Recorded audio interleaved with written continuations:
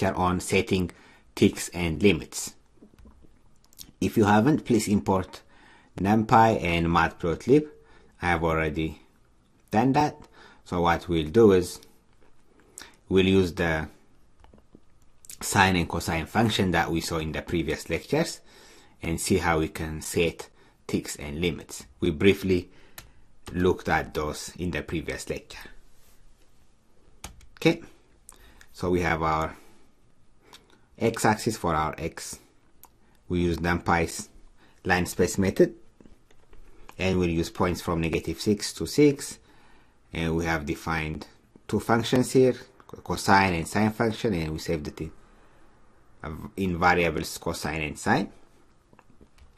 Now let's call Matplotlib's plot function and then pass x and cosine, or x and y axis, so plt.plot x and sine.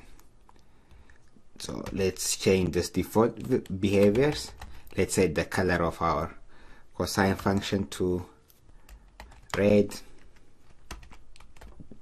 and let's pass or use a line width of 2.5, and for our sine function, let's change the color to green, and for our line width, let's use 3.5. Let's run it. So here we have a figure that looks like this, and you can change the figure size by passing the fig size attribute to your figure. So we did that by calling Matplotlib's figure method and then pass the fig size attribute. So fig size, and then pass a value that best fits your notebook. For me, I think 10 by 5 or 10 by 6 makes the graph very nice. Okay, 10 by 5, it's okay. Next, what we'll do is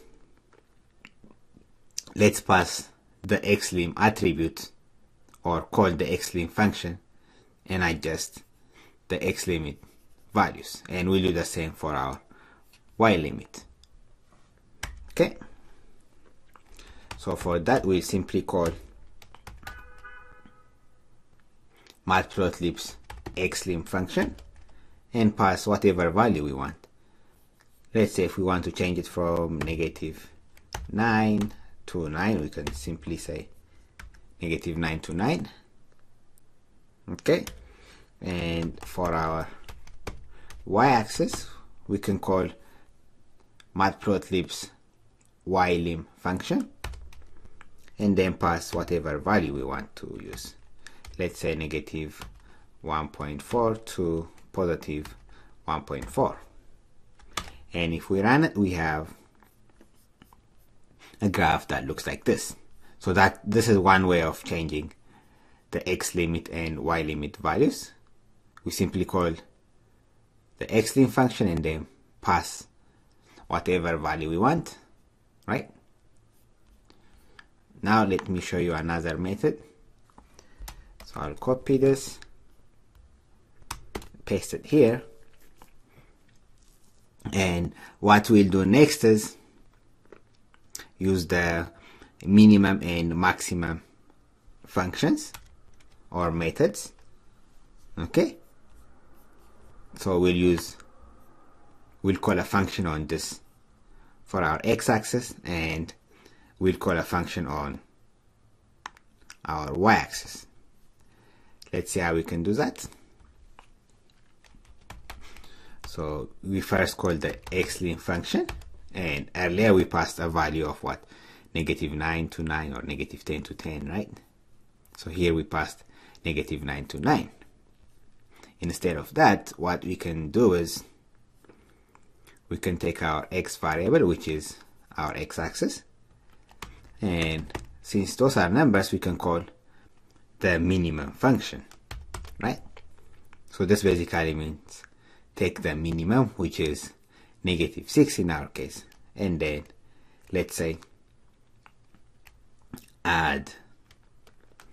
let's add 2.2 for instance. So we can do that. And then for our maximum point, we can also call the maximum method. So x.max, which is 6, right? That's the maximum value for our x-axis. And then we can simply add whatever value we want. Let's say 0.5. Let me change this value to, instead of 2.2, let me make it 0.2, so we can easily see the graph. So now our minimum value should be, let me just change it to 0.5. So now our minimum value should be, instead of -6, it should be -5.5, and our maximum value should be 6.5. Okay, let's run this. You see here we have from -5.5 to 6.5. Okay, that's what you see here. It's shifted by 0.5 here for the maximum, and for the minimum it's shifted to the right by 0.5. Okay, to see the difference much clearly, what we'll do is, let me comment this out and then run another function here. So for our minimum, let's change this to -2, and for our maximum, let's add 2. Now our graph will expand. Instead of being from -6 to 6, the x limit will now change to -8 to +8. Let me run it and show you. Now you can clearly see the difference, right? From -8 to +8. Okay, and we can do the same for our y limit. So we can simply call ylim and then pass, let's say we can use the cosine or sine function. In this case it doesn't matter. Let's use the sine function. So sine, and then we'll call the minimum function. Okay, and sine that maximum, and we can change it.